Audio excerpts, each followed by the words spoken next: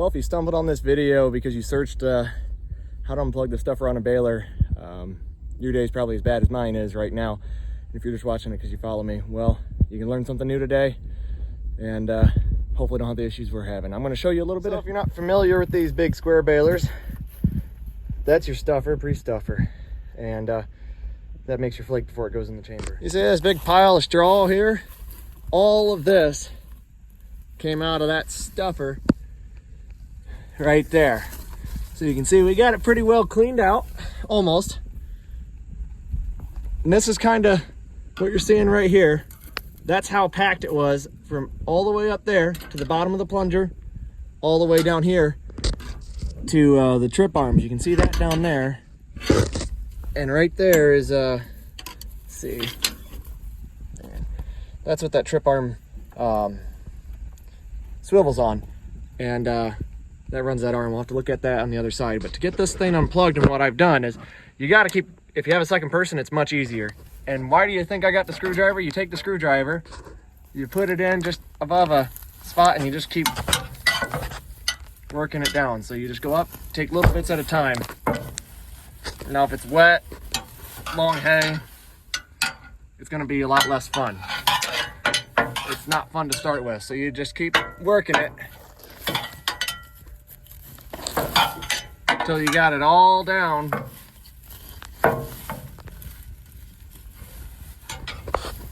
And you just kind of push it all the way forward. Because I can only reach to about right here. So I want to get that straw as far forward as I can. That way when I climb up in the header, I'm going to be able to pull it out by hand. You just got to keep working that. Man, this wind is making this unbearable. See how we're just about done here. Should have shown you right at the beginning, because man, this was a mess. There you go. See that? There's a little bit more we can grab. I'll do that. Make sure this is cleaned out good. Now we can inspect and see if we got anything else going on. I'm still learning why it's doing this. But yeah, some of this stuff's in there. Pretty good. Probably gonna have to come back up here another time. There's just a lot of back and forth. And just, all right, that's about all more I can get with a screwdriver from up here. Now we gotta go underneath. So those forks right there, there's one right there, and there'll be another one on the other side that's back a little ways. You wanna turn the tractor off so you can turn the flywheel clockwise to pull those in different directions. That'll be the opposite direction, clockwise. We'll pull those to push some of the hay at the beginning out. And then you wanna get those out of the chamber and out of your way. So you can crawl up in here, and you can see this was cleaned out before, and I used that screwdriver to pull this stuff forward. So now we just gotta rake all this stuff out by hand. I'll show you what I can of it. I don't think you'll see much. Crawl up in there.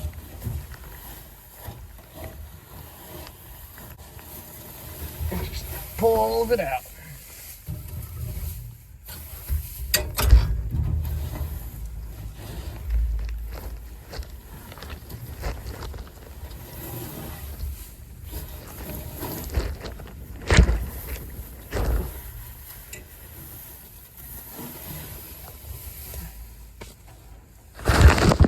And right there, there's still more.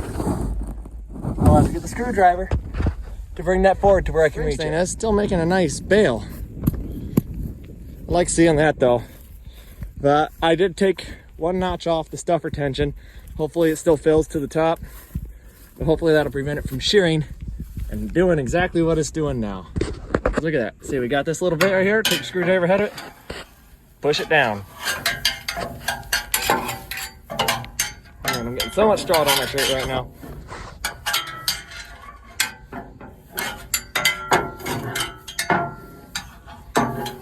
Now, if you got small enough hands, you can maybe get them in there in certain spots.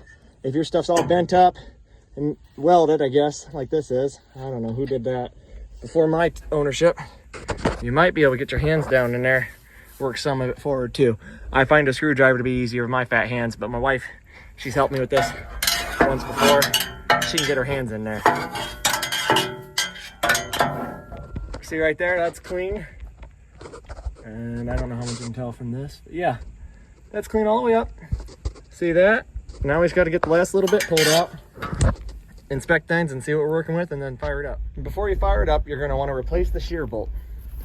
right here. That's your shear bolt. You can see it's not in there. Mine doesn't line up. I gotta move stuff around to get it to go through. And those are your stuffer forks. They'll enter the chamber right there, and they'll push that whole slab right up, timed with the plunger right in front of the plunger to make your flake. A little bit left to push out, put the bolt back in. This was one notch further. It was on that notch.